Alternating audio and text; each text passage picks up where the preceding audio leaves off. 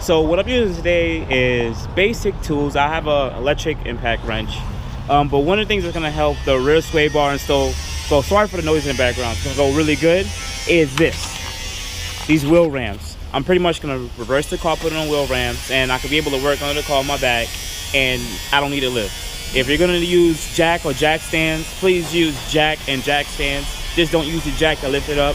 Also put a stand in the wrist so it doesn't fall. Just as a disclaimer, whatever I do in this video is based on my expertise. I'm not telling you guys to go out there and do it. Always go to professionals to get this type of stuff done if you're not comfortable or mechanically inclined.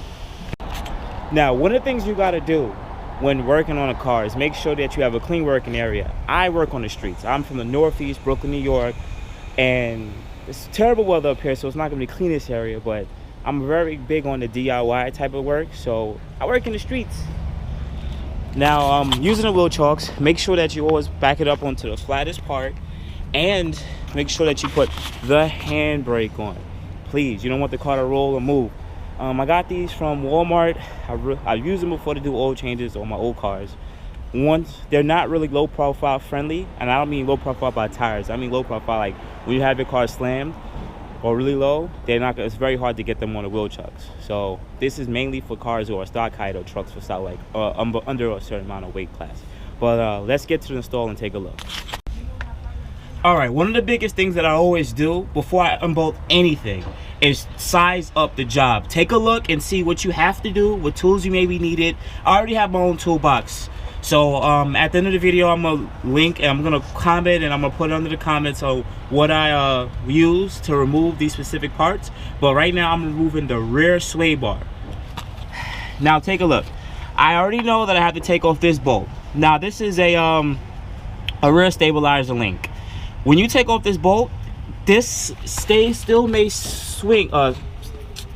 When you take off this bolt, if it's too tight, it may still swing in place because the way that this ball joint is set up, it spins in place from both sides. So you're gonna have to put a wrench between here, the proper size, so when you unbolt this, that this doesn't spin in place.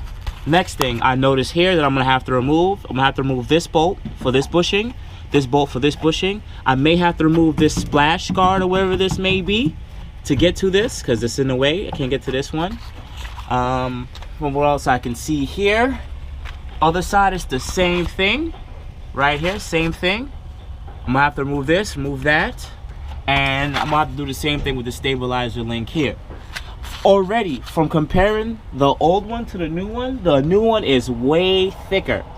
Look at this, it's like that thin. This is really thin, guys. Also, by sizing up the job, once I get everything unbolted from what I'm looking at, I should be able to finagle this over the exhaust without having to remove the exhaust. If you want to remove the exhaust, you're probably gonna have to unbolt this, but we're not gonna get to that. We're only gonna do this part over here. All right, let's get to the install, guys. All right, the first thing I'm gonna remove are the 10mm bolts that are connected to this splash guard thing here. It's basic 10mm, like most Japanese cars, they all love freaking 10mm. And everyone knows that the standard joke is that's the one socket you can't find, a 10mm. So I'm gonna use a 3/8 ratchet with about a 3-inch extension, and I'm gonna unbolt it. If you want to take a look at me and see me go.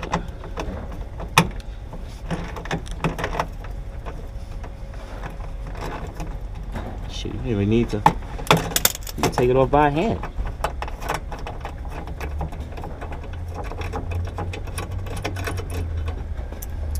That's sad. Do that for the other side. Now what I'm using today after that is I'm using an electric impact wrench. You can also use a basic ratchet. The size that you're gonna need to remove this stabilizer link, just the bottom part, you're gonna need a 14-inch socket, and you're going to need a 17-inch wrench. The reason why you need to use both of these is because you're going to you need this wrench to hold back on the ball joint from spinning in place, and you need the socket to go to here. You can place the impact wrench or ratchet here and remove. Let me see if I can do so just on video for you guys. If not, it is what it is. actually on there pretty tight, but let me get it removed. Let me just give me a second. So boom, I got it removed. Took me literally 2 seconds. Literally when I pressed the end of that video. You're gonna move that to the side. You're gonna do it on the same side over. Remember, keep all your parts in the area. You don't want to lose them. So I usually just put them close to the side, whatever side they on. So this goes here, that goes there, and I keep that over there because I know I'm gonna need it later. Next, we're gonna remove these bolts. Now we're gonna remove the mounting brackets for the bushings for this rear sway bar, and then we're gonna remove the sway bar. Let's take a look and see. Hopefully you guys can see clear. I'm trying my best to do what I can do under here so you guys can do some of this DIY yourself. It's also a 14mm socket, so it's the same millimeter socket for here and that bolt here. Once again, remember, don't lose these bolts. Put them in the proper direction. Now, do the same on the other side. Alright everyone, I got the bolts removed. Literally took me 2 seconds. It's a newer car, so the bolts aren't going to be rusty. Now look, I have the sway bar here. It's loose and it's removed. What you want to do is try your best and finagle it on an angle. Just twist and turn the sway bar to come out. Should also wear face shields because there's a lot of dust and salt. I live in the Northeast, so it's getting in my eyes. I'm gonna try my best to see if I can get this out on video for you guys. Try my best. All right.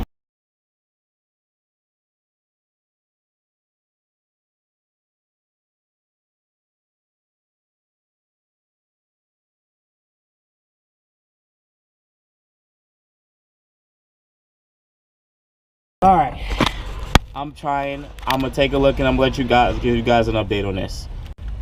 So what else I'm trying to do, guys, is I'm removing this bracket. This bracket connects to the handbrake system and it sits right here. This one's removed, but this one's still in there. This bracket, there's also 14mm bolts. Make sure you use a deep socket. And I'm taking a look and see if I can get the sway bar out. I've been here for about maybe 3 minutes. And I already couldn't get the sway bar out the way it is. I don't want to drop the exhaust off the exhaust hangers. It's really hard to get out, and I don't have a pinch fork or anything to push it out, and I don't want to unbolt the exhaust. So let's see if this works. All right, I'm about 5 minutes in this. I already removed this bracket. And what I can tell you guys is this. I didn't need to remove this damn bracket. I didn't need to. What you do is this. The sway bar is all the way up here, right? You move the sway, you move all the bushes, you move the sway bar down more, and there's this little galley area right here. You move it past this galley area, and guess what? Finagle it, a little bit, just turn the sway bar, and boom, sway bar is off. I'm telling you, this is why you got that one bolt you're fighting for 2 hours, guys. Let me go put this bracket back on and install a new sway bar. All right, everyone, here's a comparison of the OEM rear sway bar for the all-wheel drive and rear-wheel drive model. This is 22mm.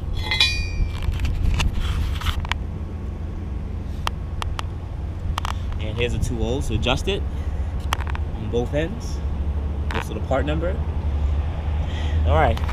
Let me get to putting this in. I have a lot of dust in my eyes. I should have wore glasses. So just in case, you guys, you should wear like a face shield or something. I live in a salty area in New York City, so a lot of the crud and everything got in my eyes. But this is what I got to do to show you guys how to get this done. It's fairly easy. I'm only about 10-15 minutes in. It's my first time doing it, so it's actually relatively easy to install so far. I'm gonna move into installing the rear sway bar bushings. Here's a comparison. These are the old bushings with the old brackets, and you should use energy suspension, this part number 22mm 95586, whatever.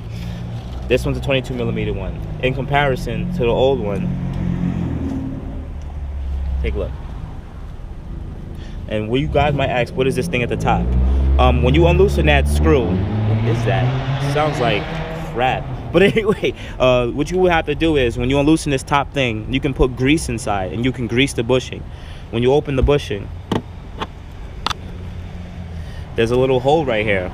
and the grease goes inside that hole. The reason why you want to grease up these holes so they don't dry up over time, and they'll pretty much lose tension and crack over the amount of years.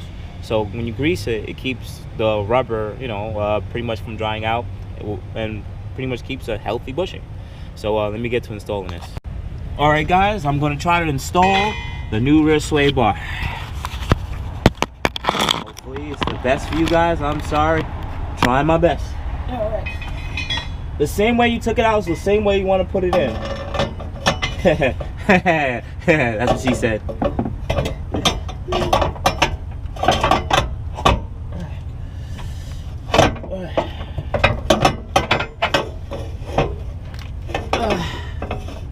And that's that. That was relatively easy.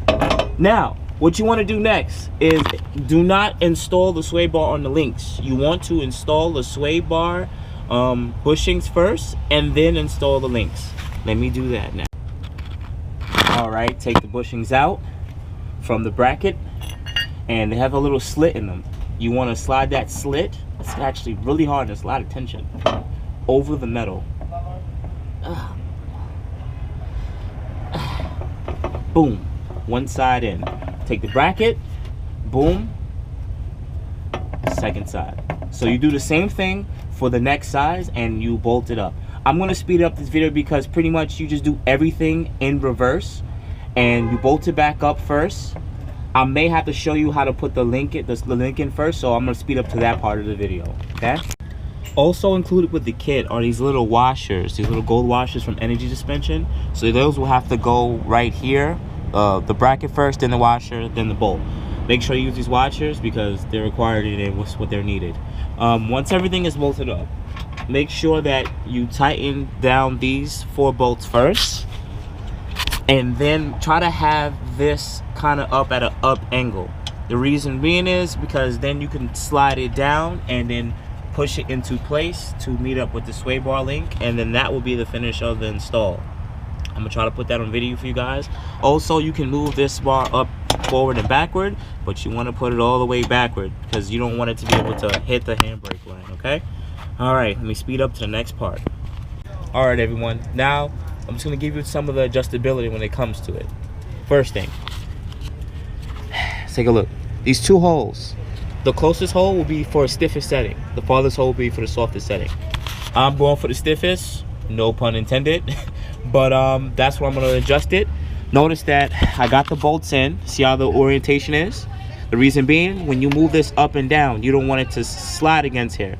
So you have to push the bracket all the way back. You see?